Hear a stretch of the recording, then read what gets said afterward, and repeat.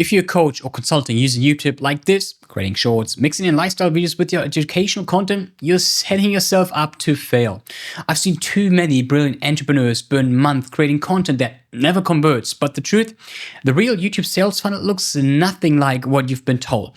I'll show you the structure that helped one of my clients close 6 high-ticket deals in just 90 days. This is not just an empty claim, also got big support by Alex Hormozi. So shown on the data, you can see even in your YouTube studios, like here data just from our clients, that there are not more than 1% coming from the YouTube related shorts feature.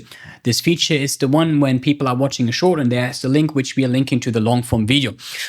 And not just that, even the people coming from outside the platform, meaning I'm talking about LinkedIn, Instagram, you can see they're putting the links there as well in the stories or whatsoever, or in the comments of the video, and I can see as well where people are coming from, and that makes another 1%. So in total, it's not even 2%. So would you focus on a 2%? Which is making like a huge difference? Probably not. So instead, focus on the 70%. 70% is the data is coming from YouTube, showing that the recommendation feed is where most traffic is coming from on YouTube, which means it's the home feed on YouTube. So when you open the app, or on the side here right now for the suggested or mobile if you scroll down. So these are the ones which driving 70% of the whole traffic. And not just that, as I said, Alex Hormozi saw the same thing. So the thing is that he noticed that short form viewers watch more shorts, and long viewers watch more longs. That said, yes, each platform acts differently, meaning, okay, people who are on LinkedIn and on YouTube, they have obviously 2 different behaviors. But that said, my data shows that for most cases, this doesn't work. Like a 2%, if you're not like as huge as Alex Hormozi, stop wasting your time. And the reason behind it is quite simple, because it's like, you need to understand that each persona works differently as well. Shorts are like getting fed everything. Like you just can go like up, up, up. So it's a passive mindset. While for YouTube, yes, we're having the algorithm, as we said, like it's giving you the stuff here on the home feed, on the side, but it's more a decision-making process. Like the persons actively click on it and say, that speaks to me. Yeah, I want that. Not like on the other stuff. So that's why also for short form, it's not really converting into any actual revenue either. While long form, yeah, this person actively clicked on here. So that said, I would sum up that short form is more for like getting the attention, maybe building the brand. If you're already so big like Alex Hormozi, I let it pass. But if you're nothing like him, please do not focus on too many things. You can't split your focus in too many things. You also have a business to run. So if you're saying, hey, I need to run 3 different short platforms and my YouTube, and I have my business with all these different buckets, like you're just gonna burn yourself out with zero effect, honestly. So the another thing is why short form is also so much better in converting is simply the psychology of a human behavior, like human psychology behind it. And there is a scientist, Robert Dunbar, he figured out it takes around 7 hours to build trust. And as we know, trust is everything when it comes for business, to buying stuff, to selling our services. And it doesn't matter if it's on a book, if it's right now the video, or if we are in person, it doesn't matter. It just counts the 7 hours. So that's why also long form is converting so much more. And that's why I will tell you, focus then. If you want real business, focus on long form and not on short form, which is just like getting brand attention from some people who saw you once and swipe further. That said, you can also check now with a new feature on YouTube, your monthly audience, meaning you can see how many people are new viewers, who are casual viewers, and who are returning viewers. So very interesting. I did this check for our clients and I found this data very interesting because I could see that for new viewers, mainly, yeah, it came from shorts and not, yeah, the really hardcore fans. It was mostly the long form and it was barely short, so much shorter. And especially if you're thinking that the shorts are usually like so much higher in views, yeah, it was nothing like that. So That's why you can also see now that the hardcore fans, the people who keep watching you, yeah, they're watching more your longs than actually your shorts. So very importantly. The next problem is that people are trying to like, okay, I focus on long form, cool. But now they're trying to, I want to reach a broader audience. So what they're going to do is like, okay, usually I'm just business, but now I'm going to show my personality. So I'm going to start doing like lifestyle videos, relationship videos. I'm doing this top of funnel stuff. I'm writing this viral idea now about this topic, and this is not going to work. I call this usually the carnival channel, like super, super colorful, all over the place, and you don't even know where to look at.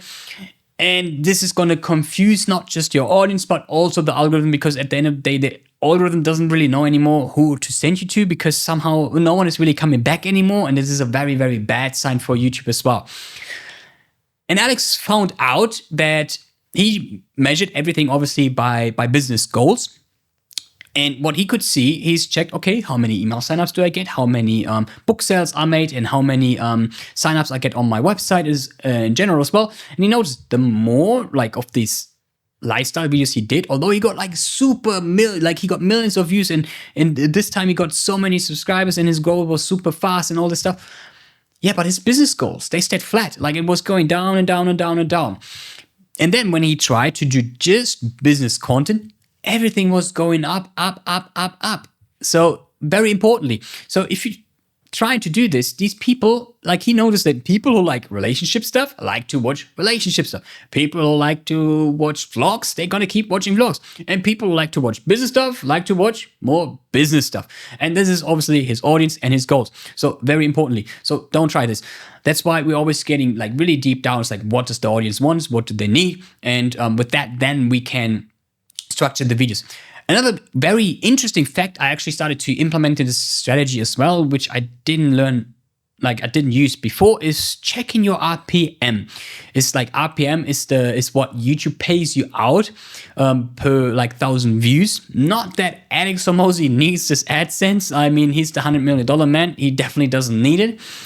But instead, it was very interesting. He could see, like as we said with the relationship videos, with the vlogs, that the RPM was going down, meaning the advertisers paid less. Now, when he started sticking more to the business stuff, yeah, these numbers were going up. And it makes sense. It's simple, because depending on what you watch and obviously what your content is about, there are going to be different advertisers in front of your video.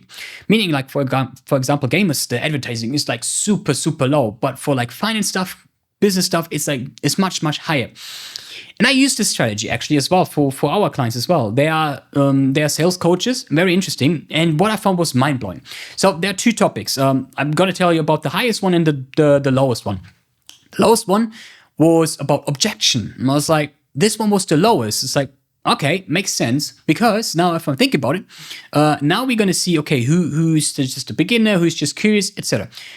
On the other hand, the highest performing one was something which was usually like very, very low in views. I understood obviously before as well. And it was about CRM, so client relationship management tool. And yes, because usually, like a normal salesperson doesn't care. They usually hate CRM. Like, I need to fill out, I'm wasting my time, I cannot sell, I can't pick up the phone, get my next deal ready because I need to fill up these details. Such a drag. Well, the managers behind it, they understand why it's important to them, because, well, they can't listen to all the calls at the same time. And for that, they always see like, okay, where's each person? So it's very important to the higher people, to the managers, to the leaders, to the founders. And that's it. It was 3 times higher than from the objection. Now, this tells me, okay, when we're going to talk about objection, the goal is not differently. We're going to talk more about, like, the goal of this video is going to get more eyeballs. So, like, people get to know more our client. And at the end of the video, we're going to tell them, hey, and I have the next video, which is building on top of that. So we're trying to keep the people in the loop on the channel and coming closer to the 7-hour rule. While with the CRM, we now know these people have the money to invest in, like, compared to the objection one, which was super low. So now we know, okay, these people have the money to invest. Now we can actually bring the offer closer to them. Say, hey, and if you want training to where we're going to help your whole team implementing this or whatever, we have here the link, click down below. So it's like changing the whole strategy, how we approach our videos as well. Completely different. So, but how do you know which videos are just good for views and which ones are good for actually business results? So a simple trick metric we just use for each video separately. We create a trackable link. You can use tools like Dub. Please don't use Bitly.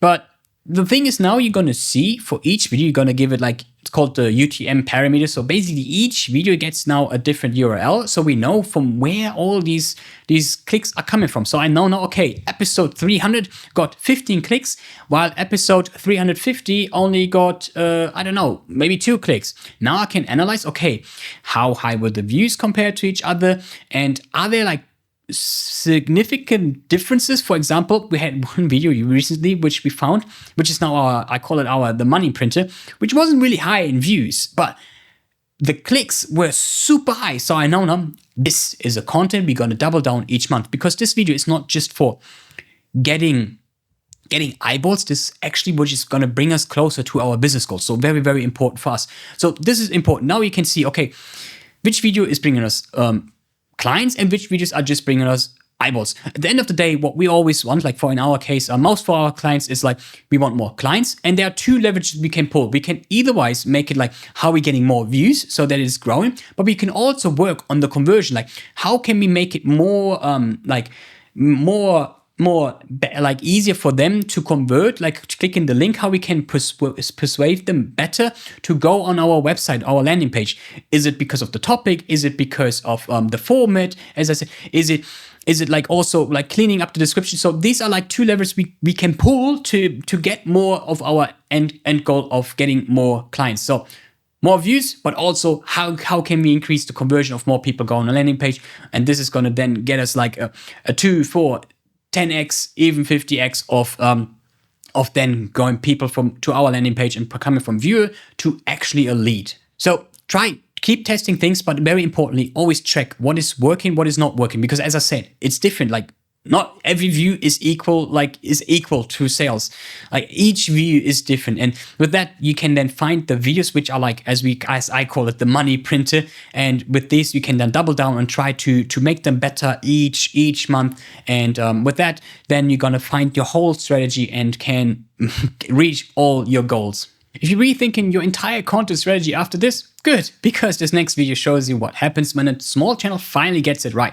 You see how a small channel with just 5,000 subscribers made over 200,000 using the exact strategy we've been talking about: high RPM content and real buyer signals, and no fluff. I'll walk you through how I built a system that sells without chasing views. So click here to watch it now and start turning your content into actual revenue.